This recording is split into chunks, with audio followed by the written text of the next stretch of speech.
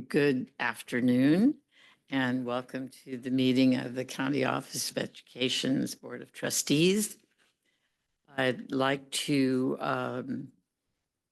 call to order and establish the quorum. Berenice? Trustee Acosta. Here. Trustee Alto. Trustee Estrada. Here. Trustee Nichols. Here. Trustee Sanchez. Here. Trustee Van Allen. President Roth. Here. Student Trustee Alvarez Delgado. Here. Okay, we have a quorum. We have a request from our board member, Elisa Alta. She is at home under COVID watch and she would like to attend remotely. So I would like to make that motion. Is there a second? You can ask for a motion, but maybe I'll make a motion. I'll second. I think you can, but it's more appropriate for it to go. Okay, take away my power. Okay, so Bruce, and is there a second then? Sandra, thank you. So the motion is made and seconded. All those, we have to have a roll call. Student Trustee Alvarez Delgado.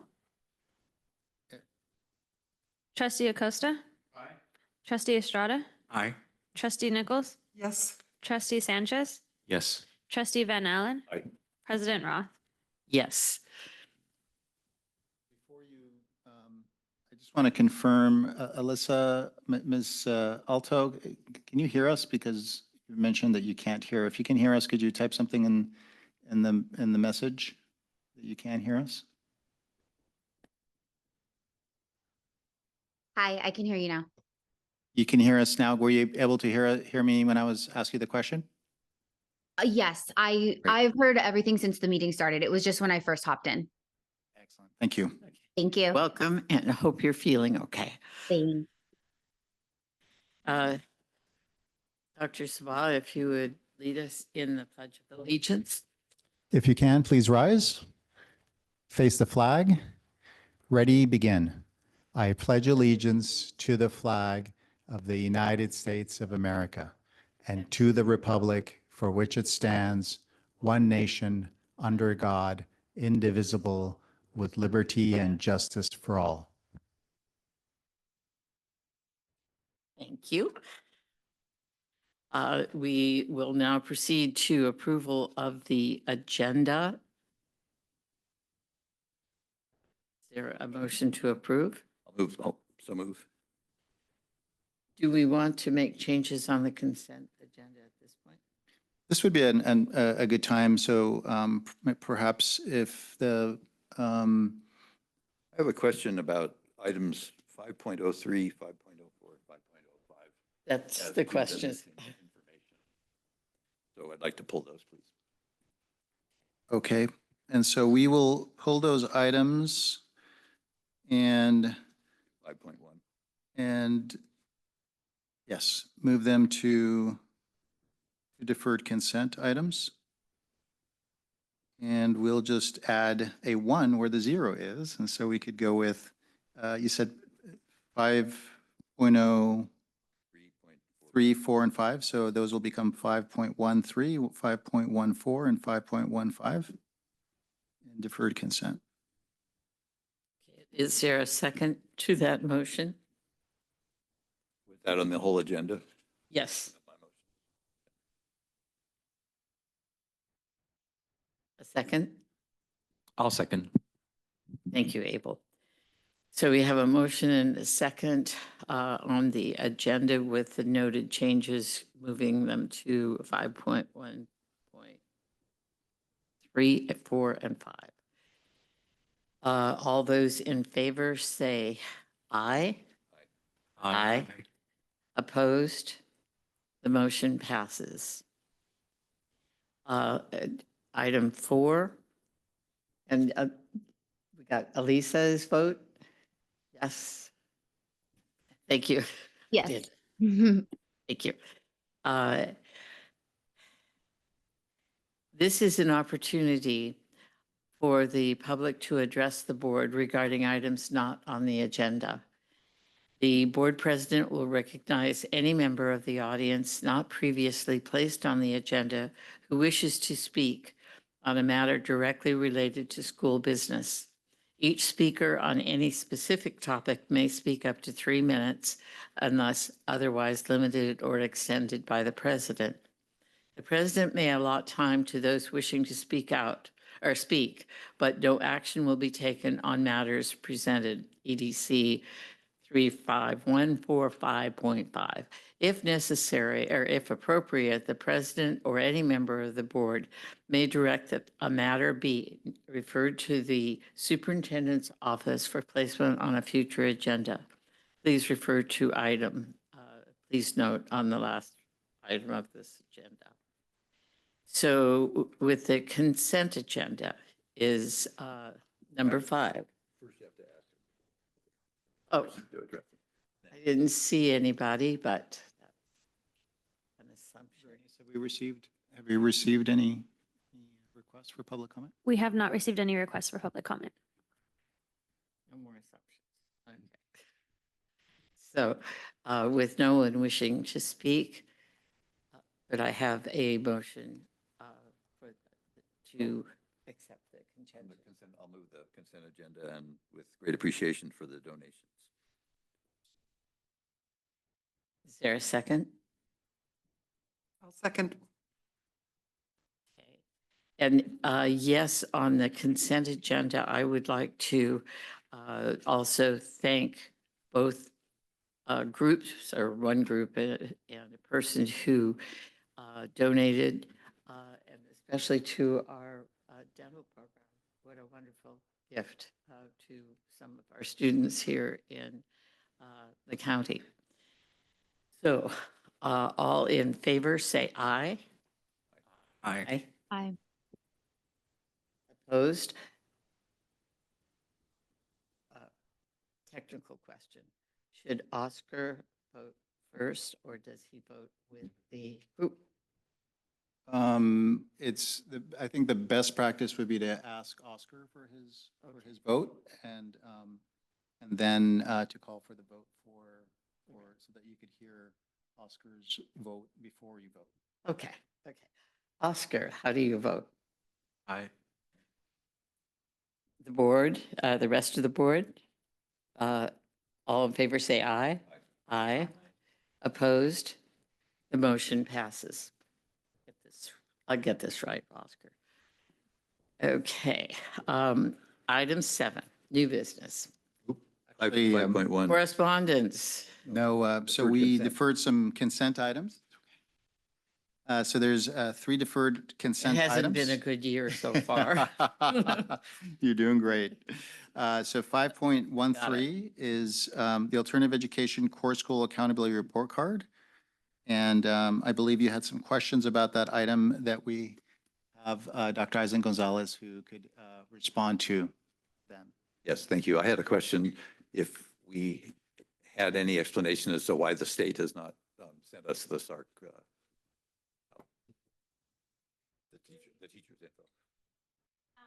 If you could straighten up the microphone and make sure it's on.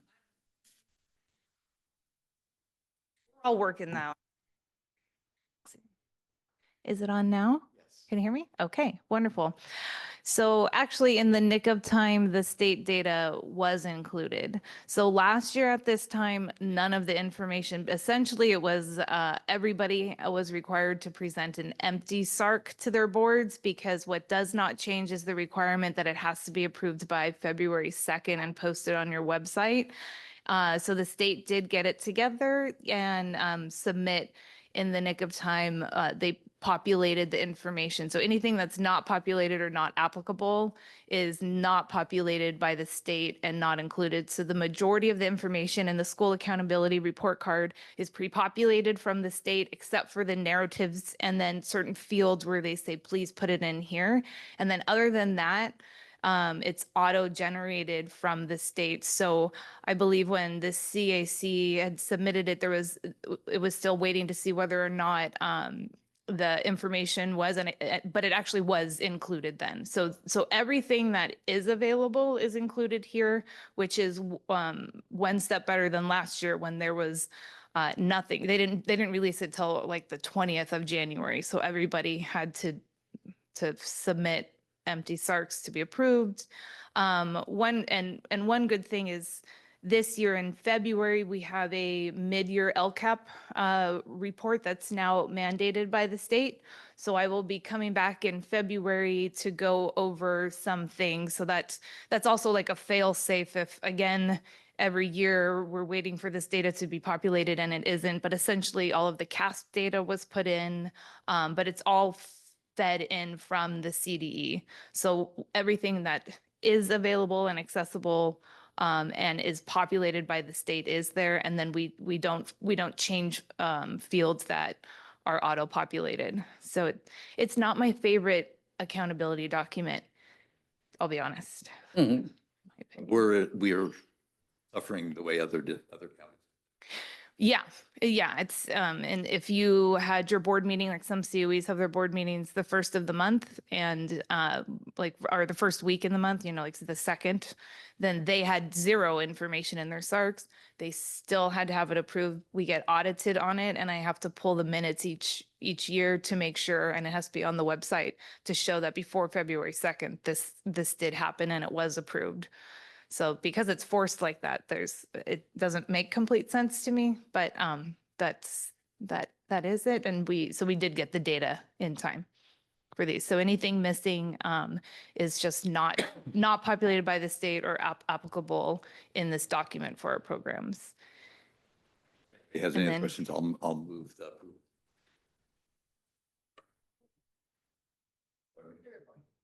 Reports, yeah. Yeah, bro. So items, you're moving approval of items 5.13, 5.14, and 5.15. Thanks. I'll second. We have a motion and a second. Oscar, how do you feel about that? Aye. Good. The rest of the board, you agree? Aye. Disagree? Nay? The motion does pass. Thank you. And just real briefly, Trustee Alvarez, I know you had questions about the LCAP the last time I had presented, so I think next month will be a nice overview about where we're at in our process this year. So lots of information to come in February's meeting. So, yeah. Okay, thank you. Thank you. Secret. Okay, moving on to item 6, correspondence. Has there been any correspondence received? None other than what was included in your packet, and then I did email another piece of correspondence received. I emailed, I believe, yesterday. I don't have to read them, they're published, so people. Sorry? There is nothing for either myself or her to read, correct? Correct. Yeah, with them being published. Okay. I'll get it. Okay, so moving on, item 7, new business and action items. Item 7.1, approve Cabrillo College District and Santa Cruz County Office of Education, a dual enrollment partnership agreement. Dr. Ferris? Yes. After having a conversation with trustee Van Allen, we found some inconsistencies in the language of the contract, such as it referring to an appendix, but there is no appendix in the document.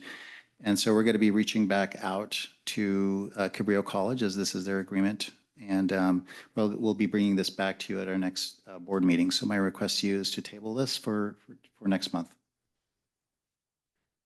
Table, item 7.1.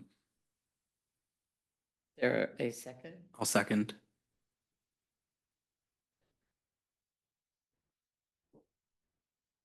And Oscar, your vote? Aye. Thank you. Board, all those in favor say aye. Aye. Opposed, say no. We'll come back next month. Thank you.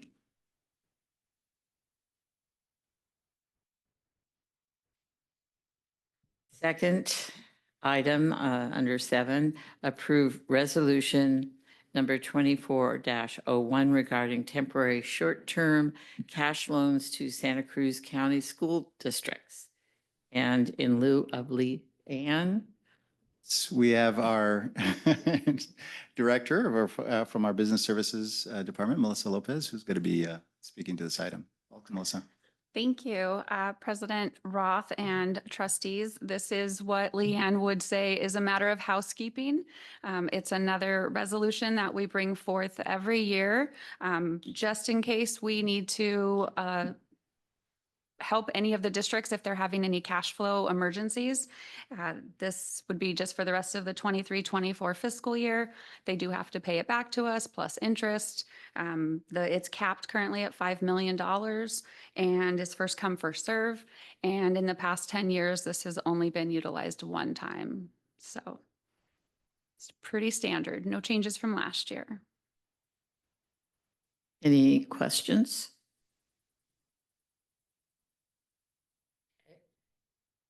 Do I have a motion to approve this? I'll make a motion to approve. Thank you. Thank you, Bruce. Oscar? Aye.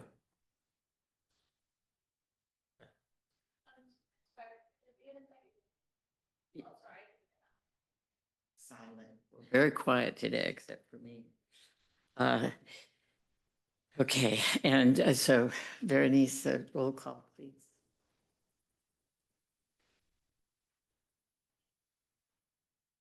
Trustee Acosta? Trustee Alta? Yes. Trustee Estrada? Aye. Trustee Nichols? Yes. Trustee Sanchez? Yes. Trustee Van Allen? President Roth? Yes. So the motion passes. Thank you. Thank you, Melissa. Item 7.3 is approve resolution number 2402, recognizing February as Black History Month.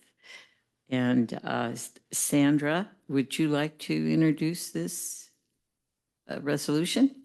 Well, I think this is a very strong resolution, which we're getting a jump on it too, because we usually don't approve of the History Month or whatever it is. And this time we're approving the concept of Black History Month as being the month of February. And the resolution addresses need for curriculum to be influenced by various concepts from history regarding Black history. And recognizes Justin Cummins as the first Black Santa Cruz County Supervisor. Congratulations to Justin Cummins. And it's very comprehensive, and it's probably similar to resolutions that we passed in previous years. I did read it thoroughly to find out if there was anything in it that I thought should be changed, and I didn't find anything about it that should be changed. It's perfect. Could I make a suggestion? Would it be possible, would the board consider adding that Michael Watkins was the first African-American county superintendent in the state of California? Yes. You should put that in there. Thank you. Excellent. Does the board want to do that? Does it want to do? Is there a motion yet? No, we don't. I'd like to move the resolution for purposes of discussion.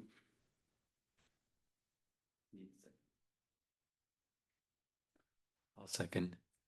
And I would like to propose an amendment that we add a whereas paragraph speaking to the, let's see, maybe I can make it up. Whereas Michael Watkins was the first African-American superintendent of education in California. that good enough, Bernice, to work?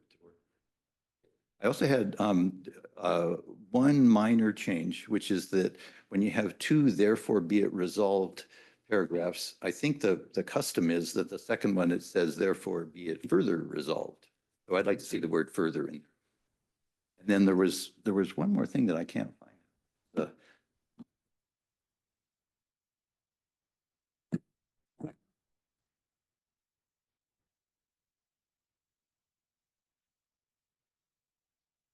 Oh, there was a wrong tense, but it was not in the resolution, it was just in the staff report. So my motion is to adopt, excuse me, the resolution, adding the reference to Michael Watkins and adding the word. That would give it the second. So we're seconded. I would like to just point out something that caught my eye is that we have a historic agreement here from President Ford, Carter, Reagan, Clinton, Bush, Obama, Trump, and Biden have all supported this message. In today's world, I think that's wonderful. So, any further comments? Okay, this is resolutions.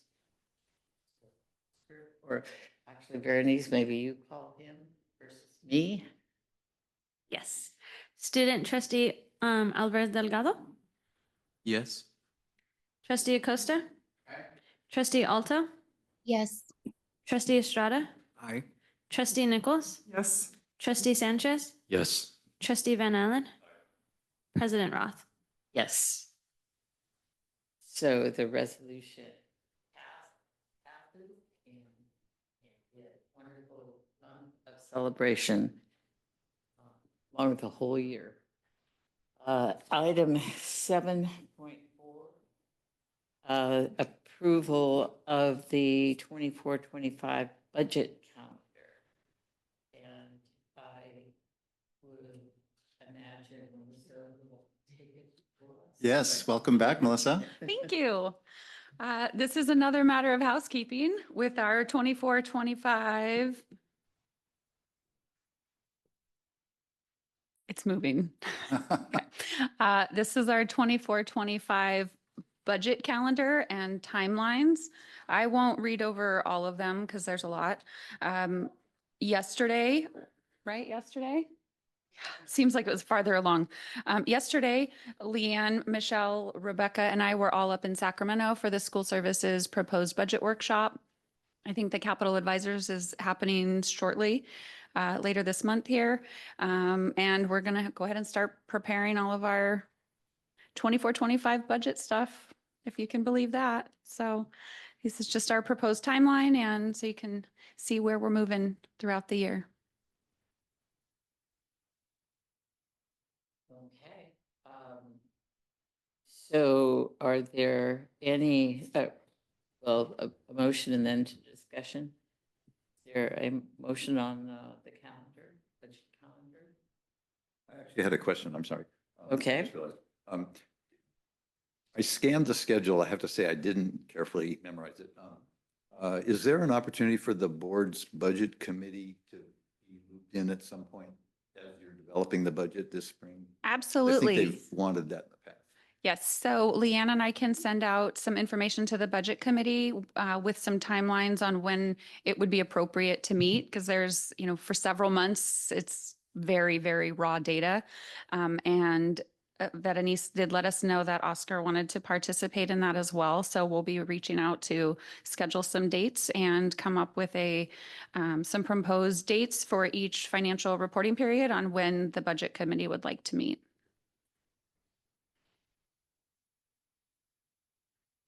Is there a motion for the budget calendar? So move. Item 7.4, approval of the 24-25 budget. I'll second. And as I maybe can say this here, but Oscar will be joining our budget, the board budget committee. along with the policy. We appreciate that. We learn a lot. I just want to say thank you. So, with the second and a motion, or motion and a second, like to ask Oscar his vote. Yes. Board, all in favor, say aye. Aye. Aye. Not in favor, say no. Okay, I think you're good to go. Thank you. A lot of hard work. Next is item 7.5, approve resolution number 24-03 proclaiming January 2024 as Human Trafficking Prevention Month. Dr. Sabat. First, I'd like to just start with an apology that we didn't get this resolution in time from, we're working with Rising International. And so we didn't get it in time to provide it to the policy committee for their review. And so that's why I'm presenting it to you. One of the reasons for this resolution is really to bring awareness of a huge concern in our community, especially here in Santa Cruz County, which is a hotspot for human trafficking in the area, which was a surprise to me when I heard that and looked at the statistics. But the San Francisco Bay Area through Santa Cruz County is a hotspot for human trafficking. So it is something that we're learning more about, and we're planning on collaborating with Rising International. So this, to bring more awareness and more preventative strategies for our school community. So this resolution talks about what human trafficking is. It talks about the numbers kind of at a national level of the millions of people who are subjected globally, and so internationally and nationally. And that there's in California over 1,335 human trafficking victims, or I'm sorry, cases that involve 2,122 victims. And so it has deep impacts on the people who are involved, and we believe that we can help by bringing awareness and really helping students, parents, and staff, and the community at large to become more aware, and also to help people who maybe have become victimized in this way. Thank you for bringing this to us. Are there any questions?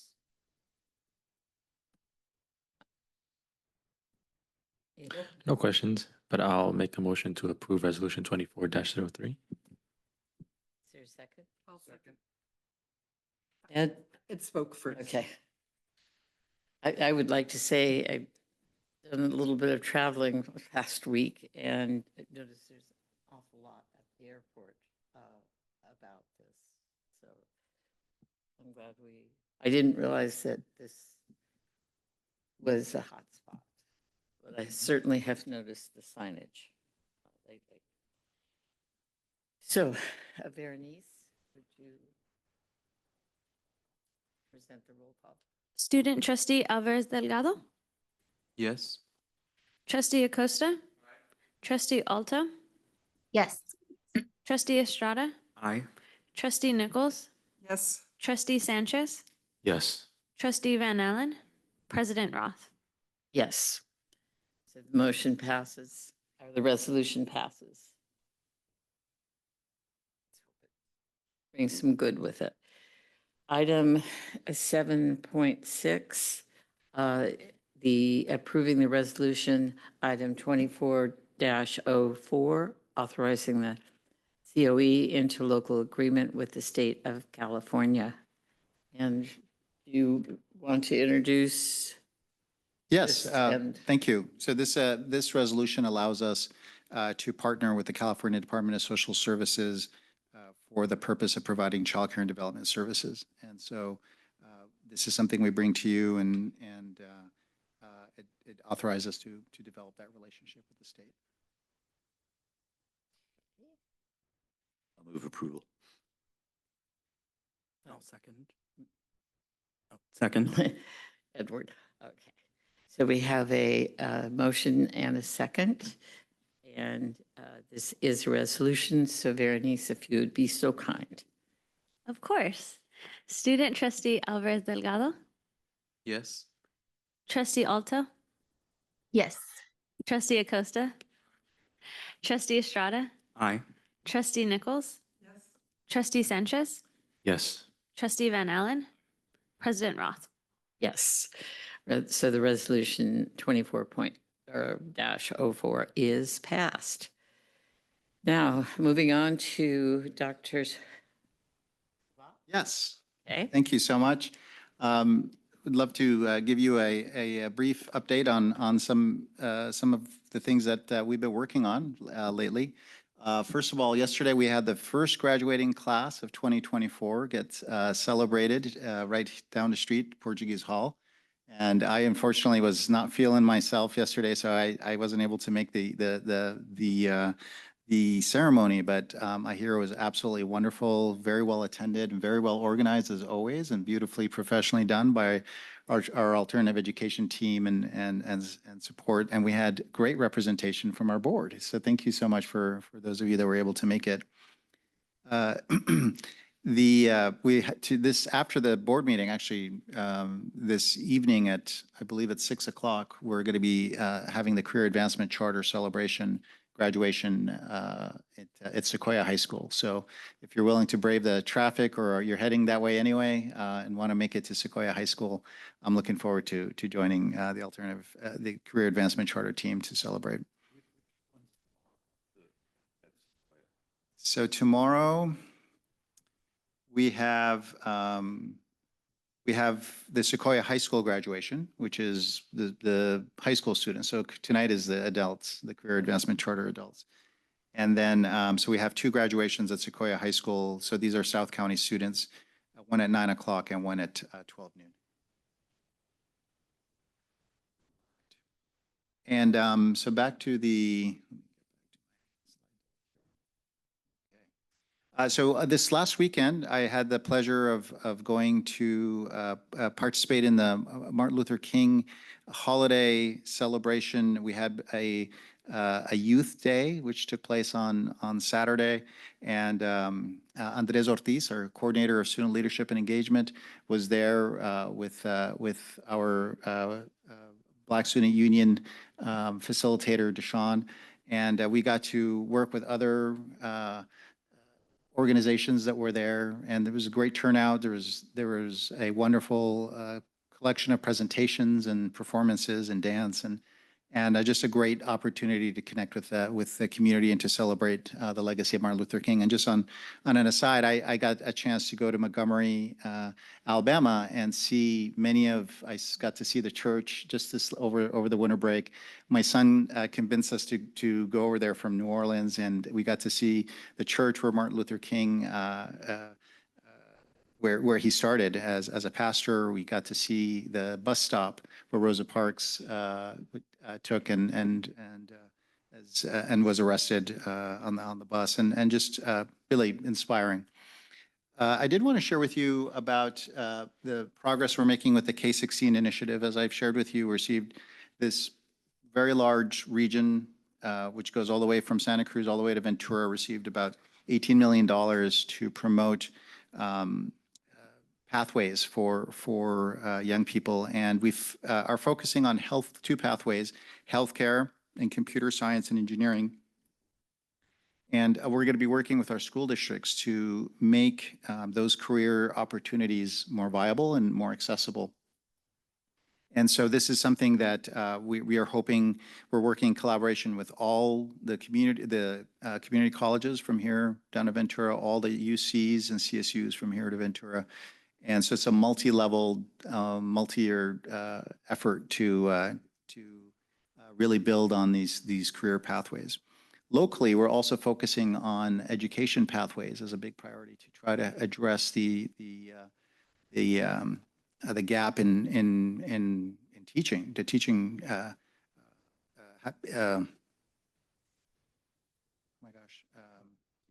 teacher shortage. Thank you. Oh, can think of the word.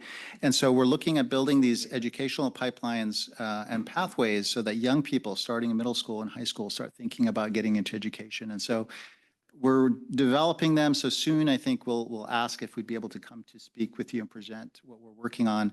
But it's a concerted effort, and of course, there's a lot of interest to really inspire our youth to start thinking about the possibilities of getting into education and help to be the next generation of educational leaders. I did want to point out that today many of you got your picture taken. Maybe if you didn't, if you got here a little earlier.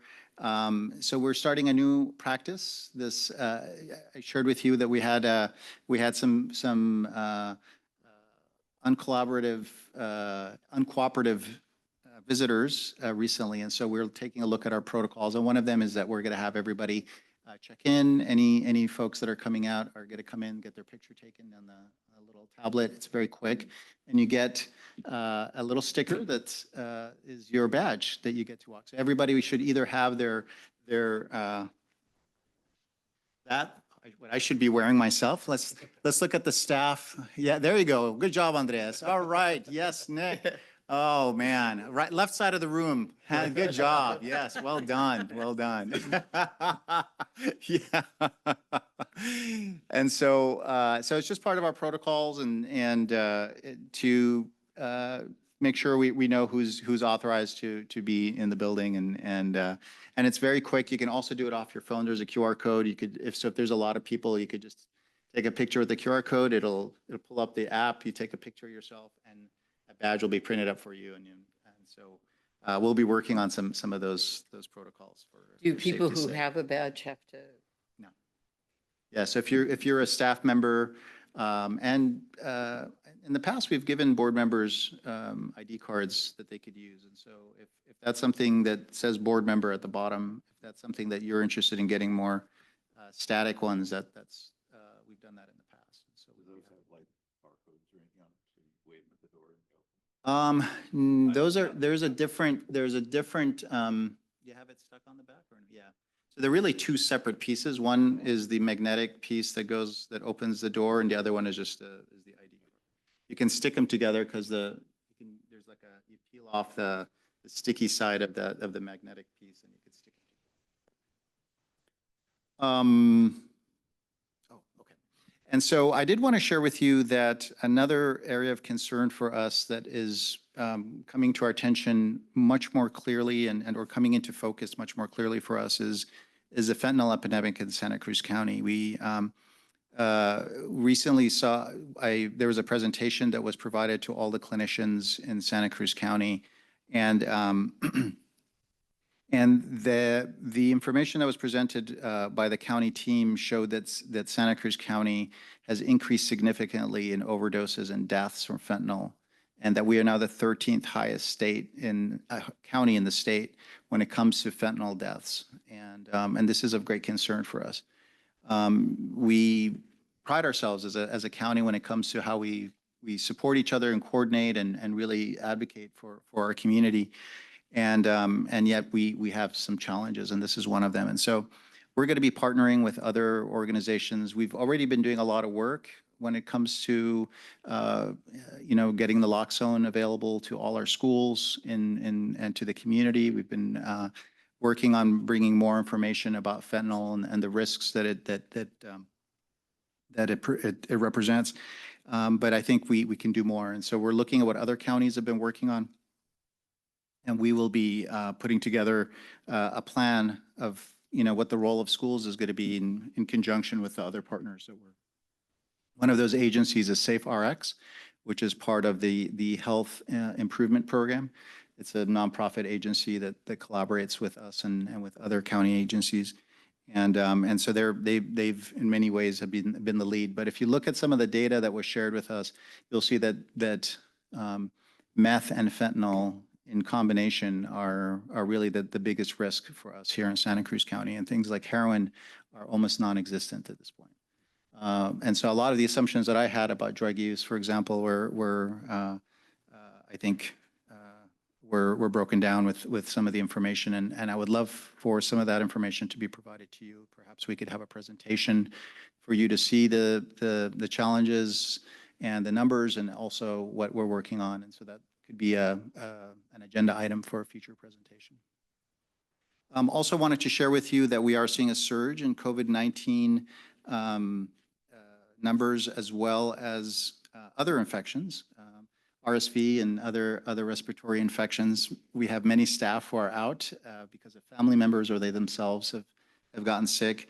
And this is affecting our student population, our staff at schools. And we are anticipating that we're seeing that the numbers are starting to come back down. And we are looking at some new COVID guidance that's coming out, came out a couple of weeks ago from CDPH. So we'll be reviewing that with the superintendents, and we may be updating our protocols if we are going to go with those recommendations. The next slide. If we look at we've been speaking to you about differentiated assistance, which are the school districts that are identified by the states based on the dashboard, which is the California dashboard, is where they look at things like expulsion rates or performance on state assessments, and these are the districts that were identified for differentiated assistance. It is the responsibility of the County Office of Education to provide support to these districts. You'll see that Pajaro Valley Unified School District, Live Oak School District, Santa Cruz City Schools Elementary, because even though they're one district, they're treated as two separate districts. Alianza Charter, that's one school, and the County Office of Education Alternative Education Programs were all identified for differentiated assistance.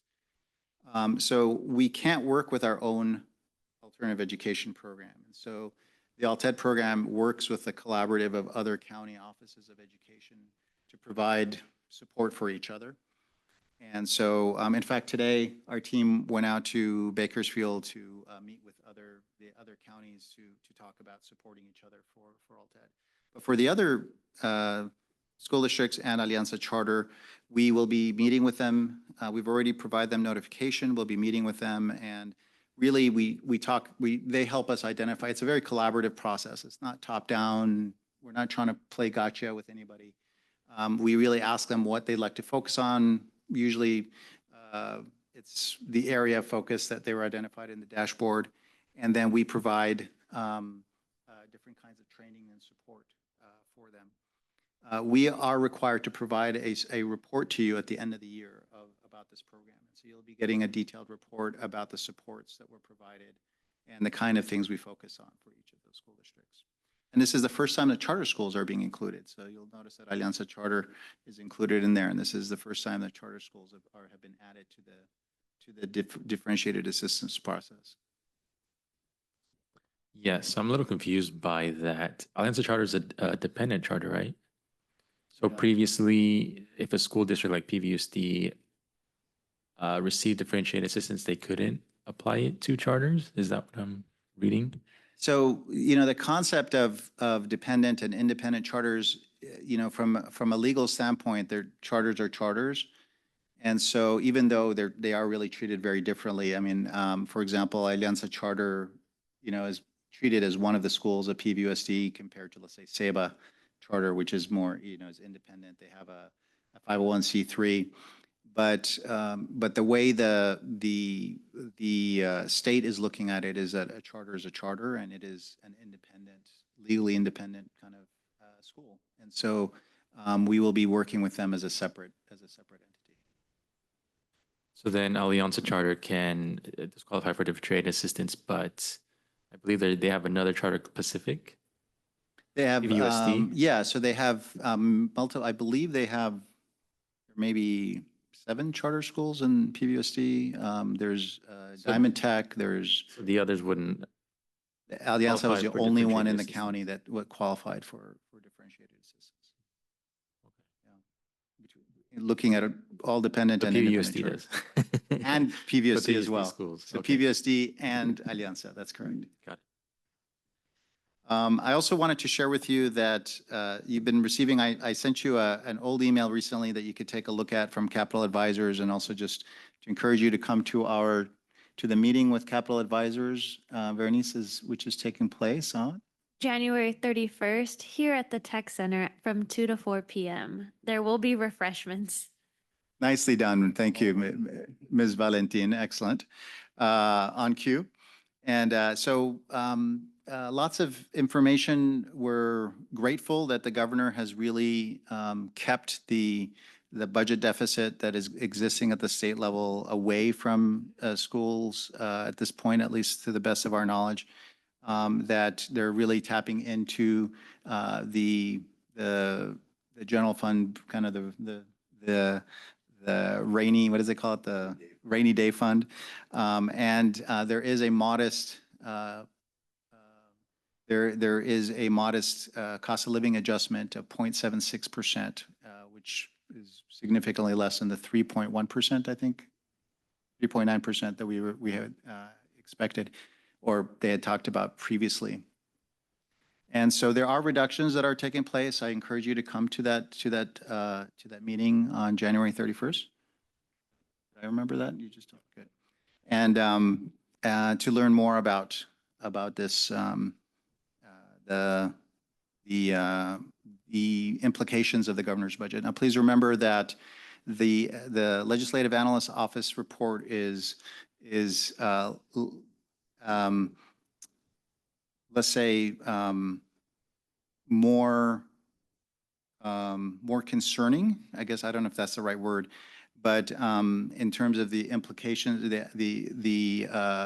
the tax revenue and the implications of how much funding is actually available. And so this is a common situation where the governor's office and the Legislative Analyst Office don't concur on how the economy is doing, and the LAO is always more conservative. And it's kind of nice having the two sides, because if they all agreed all the time and we're wrong, then it'd be more difficult. But the truth probably lies somewhere in between what the LAO is saying and what the governor is saying, and won't really know for sure until after the tax season and until the May revise comes out, and then of course the final approval in July. And so it is something that is we are really working very closely with our districts to be very cautious, because looking at the reductions in enrollment, the poor attendance, the low attendance, or the declining rates of attendance that we're seeing,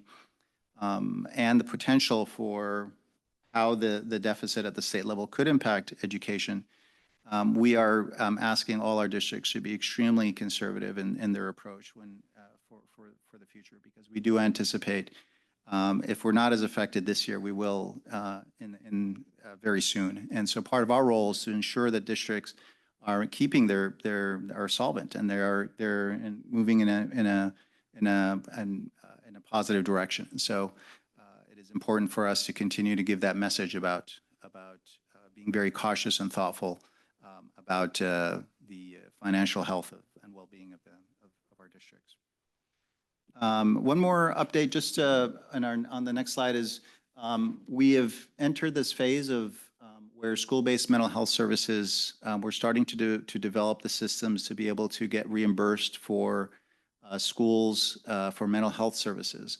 We can, so between now and April, the state is going to help us to develop the systems to be able to bill commercial insurance providers and so we're thinking that this could be, for the first time ever, we would be able to bill for not only therapeutic support, but a wide range of different services that we offer. Today, I was in a meeting by our special education JPA, which talks about services, and Santa Cruz City Schools was talking about their SHALE program, which is a program that they offer a lot of support for students who are experiencing emotional issues and behaviors. And many of the services they describe, like making referrals, case management, helping them with medication, just a variety of different, were all things that would be covered and they'd be able to bill for.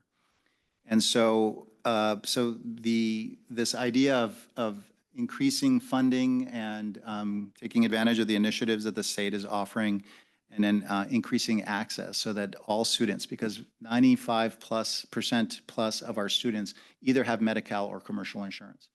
And so that means that all those students will be able to bill and get reimbursed for those services.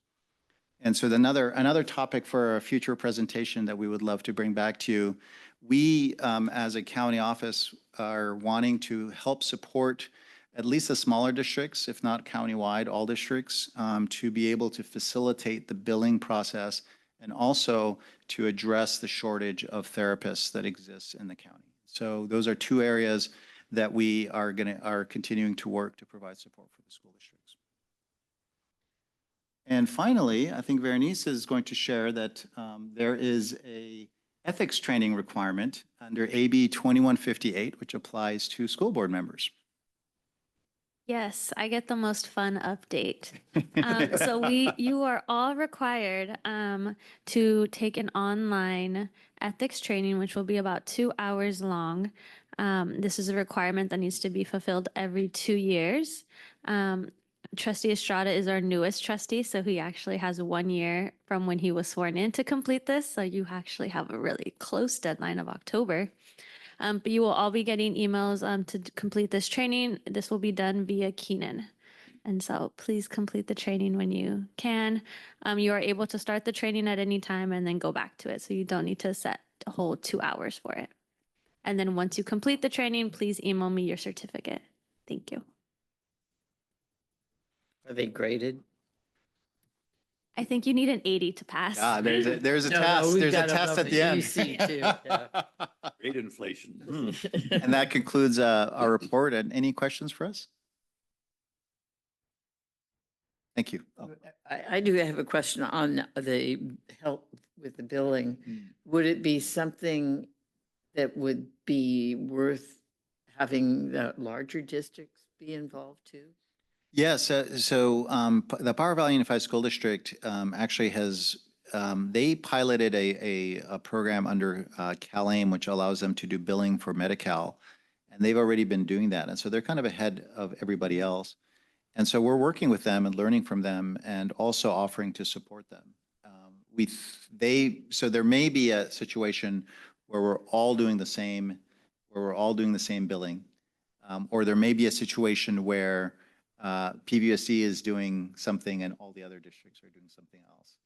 And so obviously our preference would be a unified system for the whole county, but we also respect the fact that Power Valley is already, they have their systems in place. And so if they don't need our help and we end up going with a different billing process, then that may be the result of it. But either way, we want to ensure that that all of the districts are taking advantage of these opportunities for reimbursement. It just seems like another administrative duty on some overtaxed.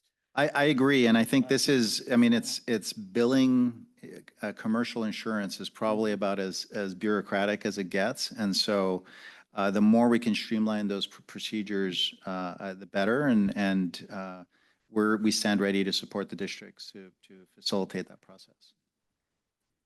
Change about being able to bill the private insurers, was that in terms of the school context, or does it apply more broadly somehow to other agencies? It only applies to school-based mental health services only. But the interesting thing is that it's ages 0 to 25. And so we're also working with our early childhood education because they provide mental health services for their to the children at very young ages, and also for Cabrillo College, and also for students until past the age of 25. And so we're not looking at this as only, even though it's school-based, as we think that through partnerships, because it doesn't have to physically be school-based, as long as we partner with them and they use the same billing system, they'd be able to take advantage of those systems. So we're reaching out to Cabrillo and saying, hey, we're going to build this capacity. Why don't you work with us? We want to reach out to the diversity center and say, you have a center. If you work through us, we might help you find a reimbursement model that can help you. It's a very exciting time, and it doesn't rely on grants. That's the part that there's $3.8 billion in grants that's coming out, which is wonderful. It's a lot of money, but that's going to run out, especially with the way the budget is. But this allows us to tap into Medi-Cal and commercial insurance, and that's an ongoing source of funding. Thank you for the question. Any other questions of Dr. Sabal? Trustee reports. I want to report that I'm doing a State of Mind podcast recording next week, which is going to be, it's to focus on teen mental health. It's a podcast, and I invite everyone to listen. It's going to be pre-recorded, and they're going to edit it down, and they're going to release it. So I'm I don't know. Could we be sure to get a link to it or something? Yeah, I can send you guys a link. This could help. Oh yeah. But it's to talk about mental health. I'm gonna be talking about my struggles with mental health as well on there, and also be able to. I'm gonna encourage adults to take mental health seriously, especially youth mental health. And I just wanted to thank Deborah Sloss for the opportunity. I did want to share something that, if I could add to your report, Oscar, which is Oscar has been reaching out to the student trustees from different school districts, and maybe have you been able to connect with any of the trustees, the student trustees? I have.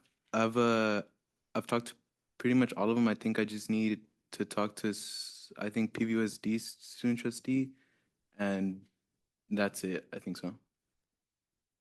Very nice. Okay. We'll start down at the end. Edward. Okay.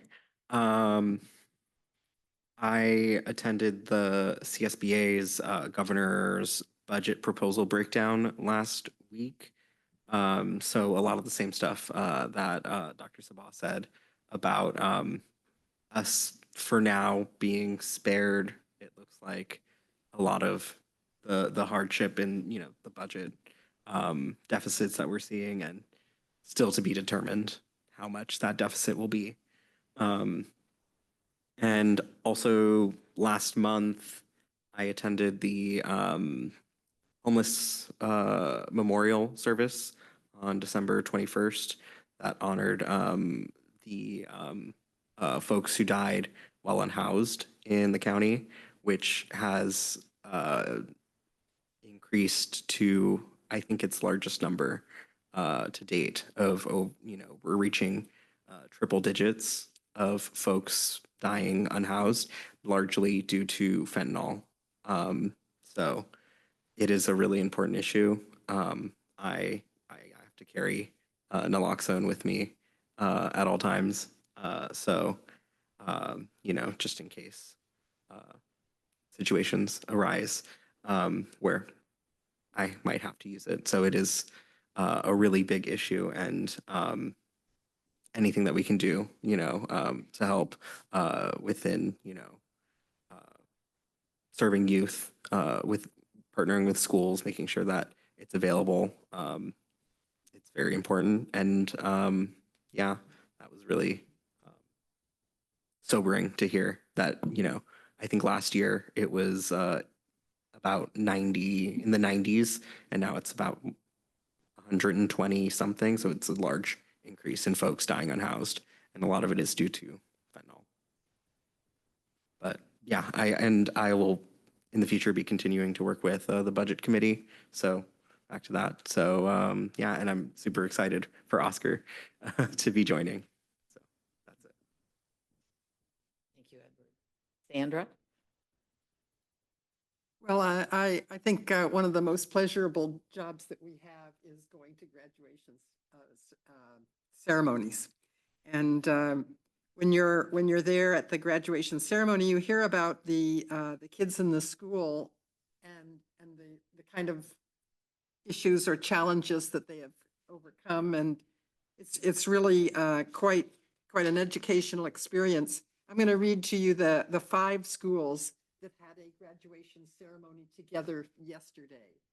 And they are Oasis, Star Community, Highlands Community, Seabright, and the Cottage. I'm not sure where all these places are, but there is a community up in the Ben Lomond area. I think that's what they call the Highlands Community. And Star Community, if it hasn't moved, it's over in the, what's the name of that street? Over on the east side of town. And Seabright and Star Community, I think, are in that location. And I forget where Oasis is. It used to be in a building near the old COE, but now it's at Cabrillo, right? Yeah, okay.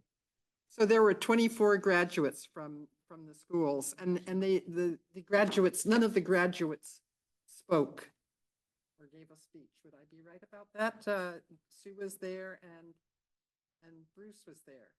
And you others missed out on a good show.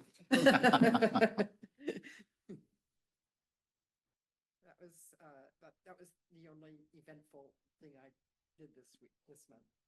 I tried to stay out of the way of the COVID germs, though. Yeah.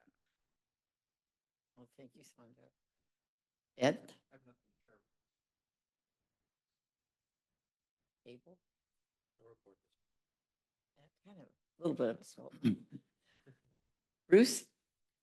The fabulous graduation yesterday. I just want to add my congratulations, especially to Dr. Izan Gonzalez and John Bryce, who ran the show and did a great job, and all the staff. It was good. And I'm hoping to go tomorrow. Yes. To support it. Yeah, quite good. And Alyssa. Yes, Alyssa? Nothing to report on my end, but thank you everyone for letting me join virtually. Thank you for coming. And I attended the graduation yesterday, and hopefully Bruce and I'll be going tomorrow. And you're going to go too? Yes. It is perhaps the most fulfilling event. I know you do a lot, but it's our product on stage and just kind of hearing the periphery of their lives and what they go through. They're going to accomplish a lot in their life. So that is it.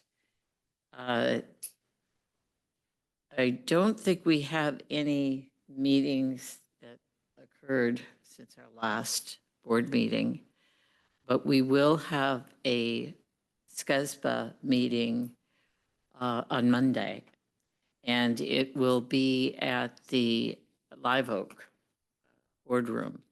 I plan to attend, and you will too. It's 7 o'clock, and we're generally out of there by 8.